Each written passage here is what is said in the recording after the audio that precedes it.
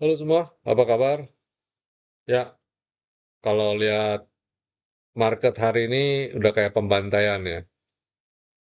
Simple karena satu berita kecil, satu berita dikit sederhana membuat market koreksi dalam. Padahal mungkin pada nggak ngerti juga, ini maksudnya apa sih gitu ya. Jadi ada kekhawatiran Indonesia di downgrade ratingnya. Maksudnya di downgrade rating apa sih dan bagaimana di downgrade. Jadi setiap orang sebenarnya itu punya rating seberapa besar atau seberapa eh, tingkat kredibilitas seseorang itu ada angkanya lah, ada numbersnya gitu ya. Nah, perusahaan sama terus kalau tujuannya apa kalau kita mau apa namanya mau berhutang ya perusahaan mau berhutang menerbitkan bond dan sebagainya, rating itu penting. Itu yang investor gunakan untuk istilahnya membaca ini orang atau institusi ini layak nggak diberi pinjaman dengan pinjamannya berapa besar gitu. Semakin aman, otomatis akan mendapatkan bunga semakin rendah karena ya simple paling aman gitu ya. Kemungkinan gagal bayarnya kecil. Tapi kalau semakin beresiko, otomatis bunganya semakin besar. Kayak pinjol, terus kayak apa namanya, eh, kredit tanpa agunan ya KTA, itu kan bunganya gede. Ya, karena mereka menganggap semua risikonya besar. Jadi kemungkinan nggak bayar. Jadi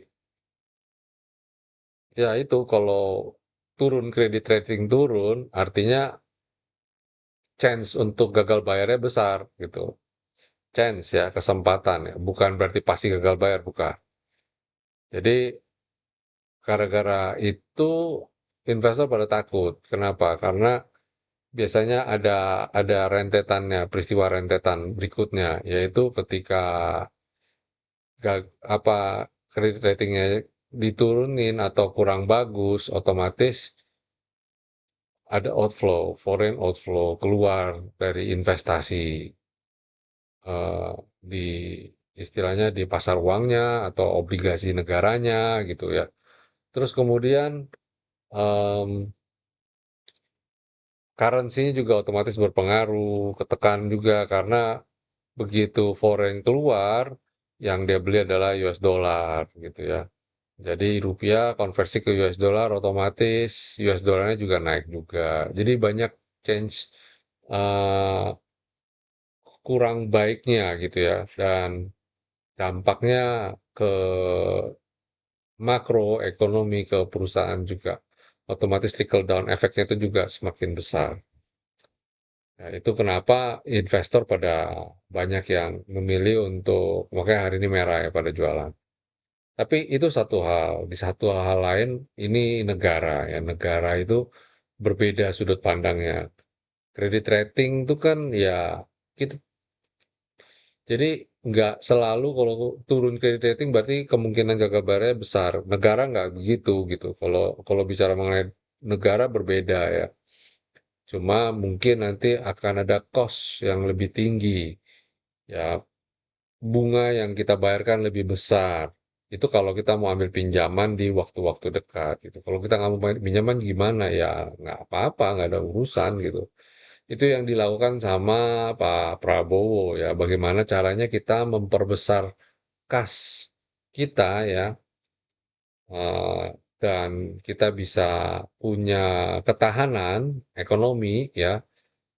Nah, itu sebabnya beliau kasih program-program gitu. Nah, cuma kembali lagi, asing melihatnya dengan kacamata yang skeptis. Nah, cuma itu ditunjukkan dengan Pak Prabowo dengan menangkap para koruptor-koruptor ini gitu ya. Karena seperti, jadi gini, kayak Indonesia adalah negara yang korup, itu fakta. Ya, kalian cari di manapun, keluar. Rankingnya termasuk ranking yang kurang baik gitu ya. Nah, kalau kita bisa tahu begitu, foreign bisa tahu nggak? pasti bisa tahu. Mereka punya datanya. Mereka punya data mengenai Indonesia jauh lebih lengkap daripada kita lihat atau kita cari data buat diri kita sendiri. Mereka udah jauh lebih lengkap, trust me. Jadi ketika mereka melihat program apa BGN itu petingginya ditangkap, itu kita bisa melihat kalau eh, ada keseriusan dari pemerintah untuk memberantas korupsi dan kan ada program baru yang diluncurkan juga yaitu dan antara sumber daya alam sumber daya Indonesia ya. Jadi itu yang mungkin membuat eh, foreign melihat keseriusan Indonesia itu sampai mana sih gitu.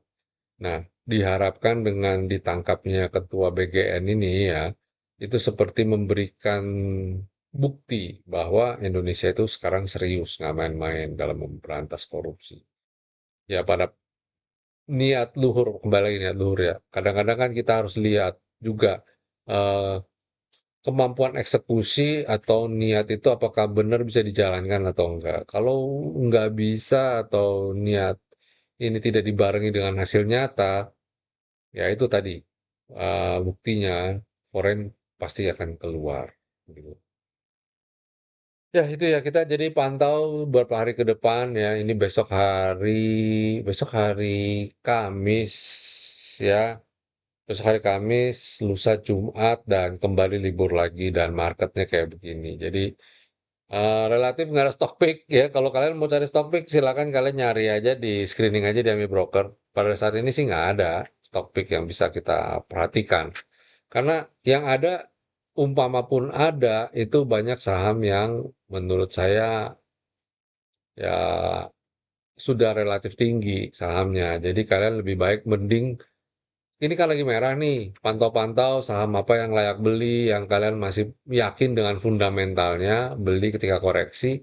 Nanti ketika dia udah naik, ya kita boleh jualan dulu, gitu. Oke, ya itu aja dulu dari saya malam ini ya. eh ya, moga-moga Indonesia bisa segera comeback, bisa segera keluar dari situasi yang menghimpit ini. Oke, sampai jumpa semuanya. Stay safe, stay healthy, and God bless you all. See you.